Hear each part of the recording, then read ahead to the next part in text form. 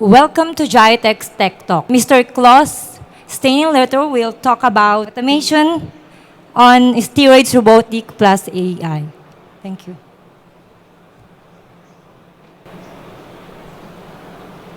Hello, everybody, and thanks for joining us today for our talk on automations, industrial automations. And when people hear that word, the first thing they usually think about is robots replacing humans to make things cheaper. We have concentrated for this talk on a particular aspect of automations which have to do with industrial inspections, where this is a completely different world, because it's a world where humans usually are uncomfortable. If you look at the picture up here, this is somebody doing an inspection on an oil rig.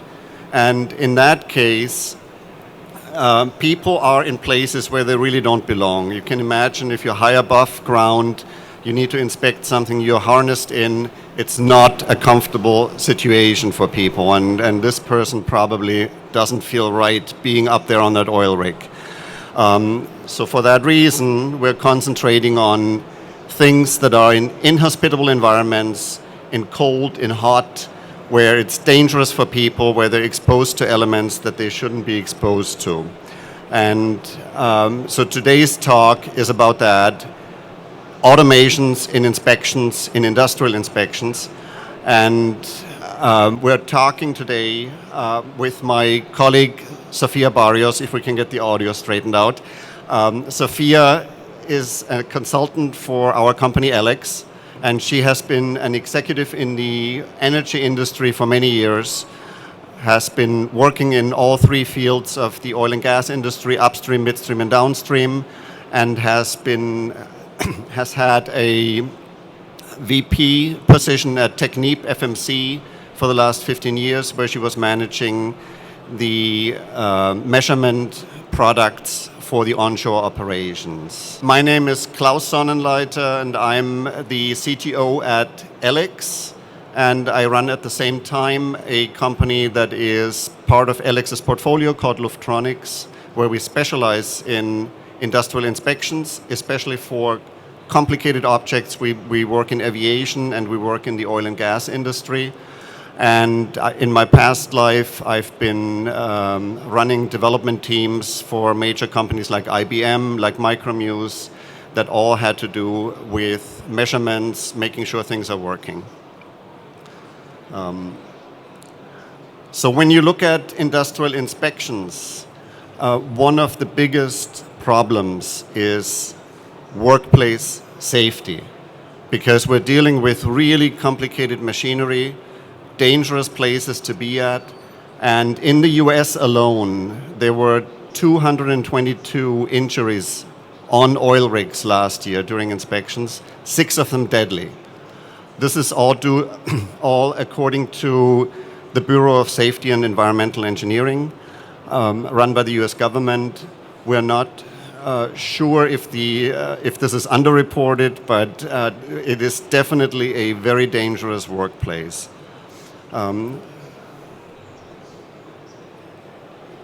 Similarly, when you look at how frequently things are being inspected, this is very uncomfortable today, because in order to inspect things, you have to take them out of service. You lose the benefit of owning the equipment, so therefore, it is very hard to inspect things as frequently as we would want to. And when we inspect, we have to move heavy machinery to the things we want to inspect, which increases the carbon footprint that is already very high, especially when we're talking about oil drilling and similar stuff. And if that wasn't bad enough, the financial impact of these inspections is tremendous. When somebody needs to inspect an onshore drilling rig, it costs $50,000 per day to take that rig out of service.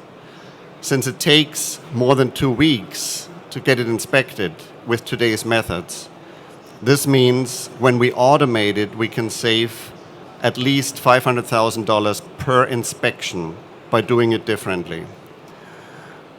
So when looking at inspections, we're faced with a dilemma.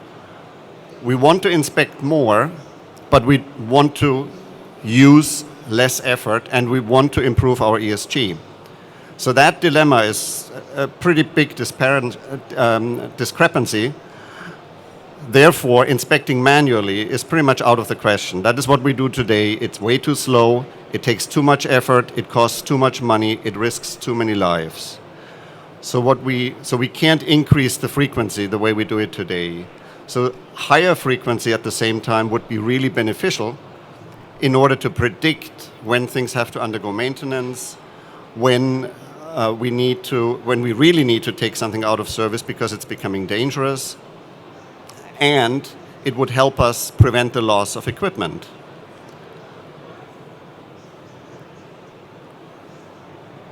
So from where we stand, the only solution to this is automation. We need to collect those images automatically. We can't have humans in the mix. And we need to use artificial intelligence to analyze the images so that it's being done fast enough. All of this is in the interest of avoiding to shut down very expensive machinery. What you're seeing here on screen is an example from what we can find when we send our robots up onto a drilling rig, scan the drilling rig, look for evidence of things that are broken. In this case, you're looking at a crack at a welding seam, and this crack is probably not large enough to pay attention to because the measurement tools show you that it's only 1 millimeter. So that's okay for now, but if you see it growing, you want to monitor it quickly, you want to monitor it frequently so that you know how fast it's growing, how big it's going to get, and whether or not it requires more attention.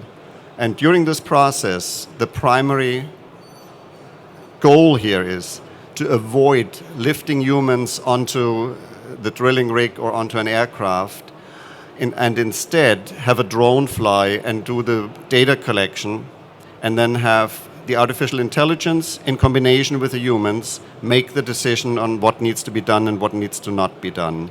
So in this case, you can see the scan path on the drilling rig, you can see the evidence we found, and all of this goes into the annotations, goes into your asset management, into your ERP tools, so that you can feed it into your corporate systems that allow you to make those decisions more quickly and more efficiently.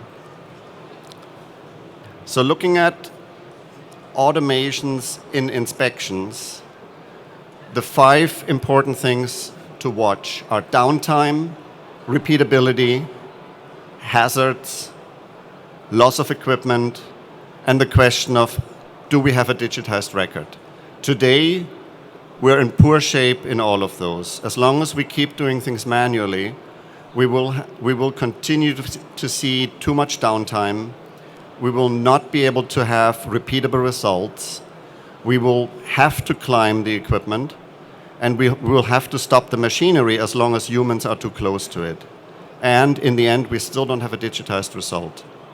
Once we automate, once we allow digitized, automated collection of the data, we can do this with 0 downtime, which is really important because it means 0 operational loss. We can have better predictions because we can repeat the same scan and we can see how an artifact migrates, whether a crack widens, whether corrosion gets bigger, whether it spreads. We see that early, and therefore our predictions, the quality of our predictions will improve. And most importantly, we will avoid injuries and we will avoid fatalities, while at the same time reducing the carbon emissions that we currently have because we move cherry pickers, cranes, and all kinds of other heavy machineries into places where we no longer need them.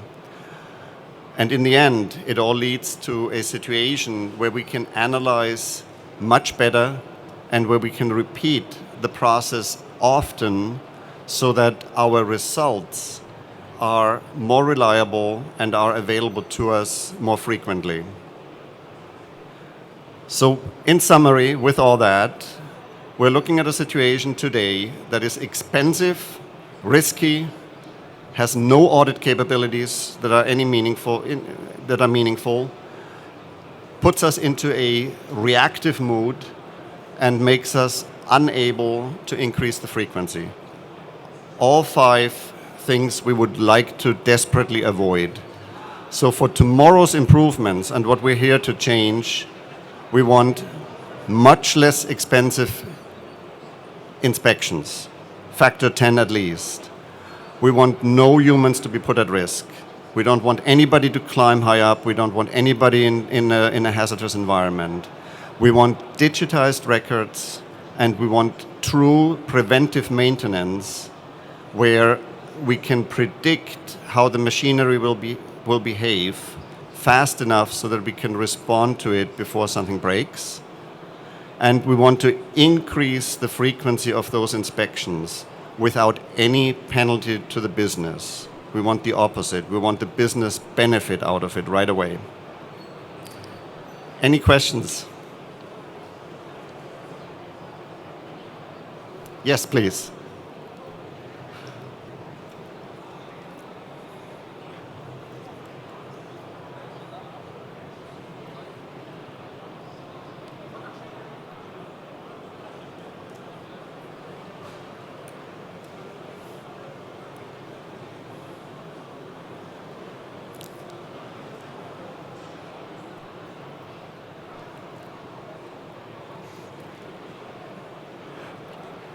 Happy to share my microphone if you want to come up here.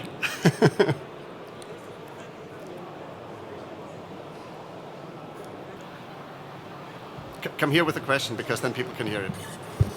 First of all, thank you very much for the informative presentation, for the information as well. My question is, does this system, the reg scanner, applicable in Middle East? You know, the weather in most of our countries in the Middle East, humidity, high temperature. Yep. So does it applicable in our region? Thank you. Very good question. And yes, weather conditions are some of these things that bother drones the most.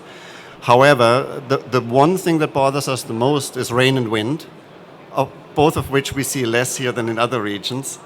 But it does require some planning, and if there are heavy winds expected, or in your case probably more sandstorms than rainstorms, then we'd have to be careful, because you don't want to fly the drones into the equipment. That too would be an expensive mistake. It wouldn't put human lives at risk, but it's still not a good thing to do. But yes, weather conditions is what we're monitoring frequently. We're testing our equipment to make sure that it to make sure we know exactly which weather conditions it complies with. The latest measurements show us that we can fly drones safely up to winds of 15 meters per second, which is pretty strong winds. So they fly safely, stay in place, don't get deviated. With other conditions, sandstorms, rainstorms, etc., it's more of a question of visibility. So we need to watch out for the drones to see what it needs to see. That's somewhat obvious, I guess. Any other questions?